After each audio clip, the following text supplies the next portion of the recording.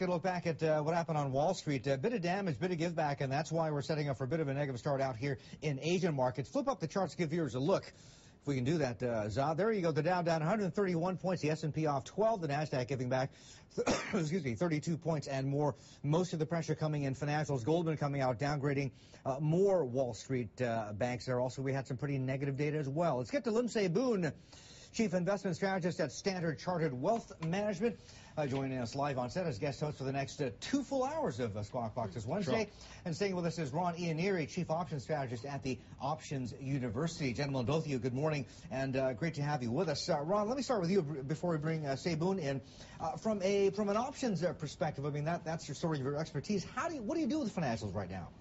Well, you know, we're definitely bearish in the short term. We think that the Fannie and Freddie situation is going to create a little more of a mess. So put. Well, right now, though, volatility is extremely high in just about every financial when you're looking at the puts. So the strategy that you like to use, especially when you're talking about a directional play to the downside in high volatility situations, is a put spread. Okay. Buying one put and selling another against it. Mm-hmm. But that trade that you make will still give you a short direction, but it's also a very reasonable price. You can get in for a very, very reasonable price when volatility is this high. So would you be buying VIX, buying volatility, say, Boone?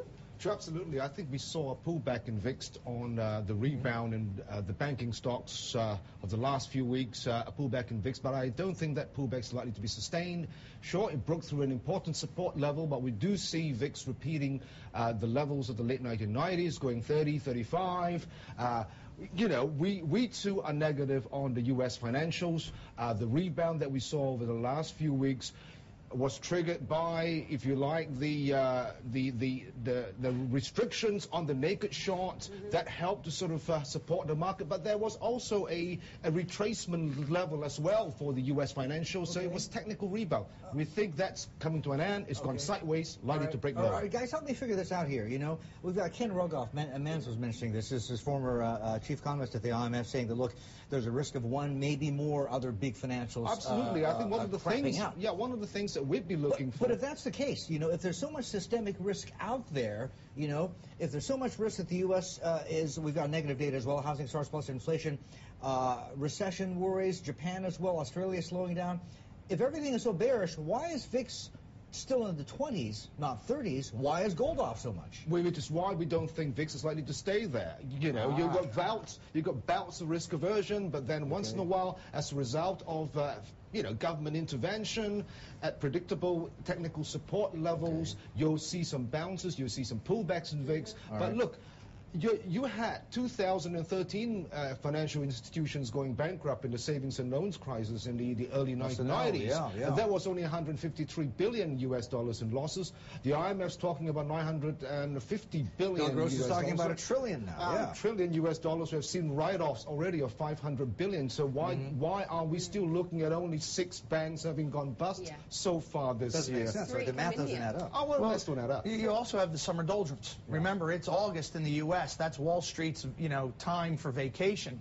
Things always slow down then. The fact that the VIX is this low, I think, is ridiculous. I mean, considering what's out there, this is stupid. But remember something. The only people you hear the true reality of the bad situation is from people overseas. In the U.S., no one talks about this. Wall Street doesn't come out and say things are bad here. They can't. All they're doing is chopping off their nose to spite their face. Wall Street makes money in bull markets. And the fact is, Wall Street guy is not going to come on and say things are bad. They just won't do it. They're not allowed to. They can't say it, so they don't. Meanwhile, the U.S. government is not going to say, hey, everybody, we've got major problems in this economy. They're not going to say it. They're going to keep towing the company line because they feel that people view. Do they have to say it, though? We've got Fannie and Freddie on the verge of being nationalized, for God's sake. The individual consumer in the U.S. does not understand how bad this is. Because they listen, they don't think, they just do what they're told, but maybe they're feeling it themselves, you know. People are losing jobs, people, of course, are being squeezed out, you know, businesses are going bankrupt, people are losing their homes. I mean, maybe they don't have to say it because everyone's feeling it anyway. Well, but the fact is, there's a lot of people that don't see it, and they don't feel it.